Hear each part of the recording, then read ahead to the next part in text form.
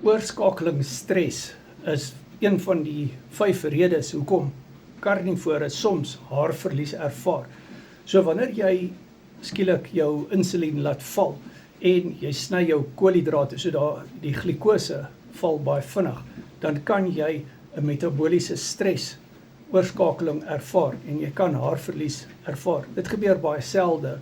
As jy karnivoor egter reg bestuur en jy eet genoeg vet tot proteïene, want dit is die tweede rede, as jou totale energieinname nie genoeg is nie. Baie mense eet te min op karnivoor en dan kan jy ook daardie onbewustelike kaloriedaling kry.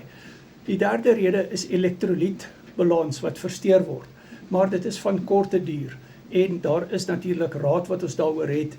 Ons het die haar bootcamp ook gedoen. Verder is daar 'n proteïen aanpassing wat jy ook moet deurgaan. Maar ek kan jou help met al hierdie goed. Ons het die haar bootcamp tot jou beskikking. Vanoggend in Mindset 34 het Petro juis getuig en sy is nou 640 dae op die karnivoor dieet. Sy het getuig hoe haar hare teruggegroei het. Haar hare val nie meer uit nie. Sy het nou meer haar groei. Karnivoor en keto word coaching. Baie mense getuig op hierdie Mindset bootcamps hoe hulle haar groei verbeter het.